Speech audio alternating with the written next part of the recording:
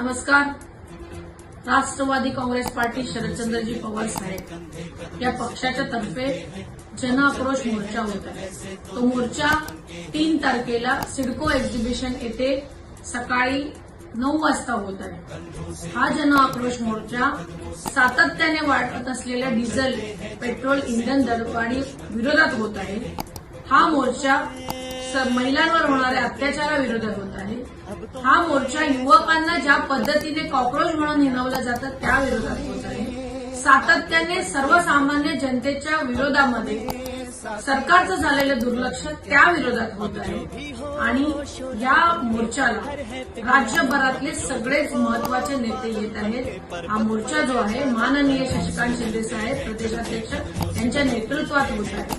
यामध्ये राष्ट्रवादी काँग्रेस पक्षाचे सगळेच पदाधिकारी असतील, कार्यकर्ते असतील, त्याचबरोबर या राज्यातले शेतकरी, युवक, महिला, युवती सगळेजण सहभागी होणार आहेत. हा आवाज हा सर्वसामान्य जनतेचा आवाज बुलंद करण्यासाठी होत आहे.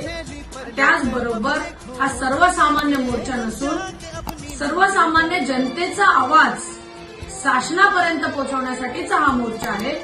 त्यासाठी आम्ही सगळेजण येतोय, रस्त्यावर उतरतोय. आपण पण सगळे आलं पाहिजे, कारण आता नाही तर कधी नाही आवाज उठवला पाहिजे. याच्यामध्ये सर्वसामान्य माझी जनता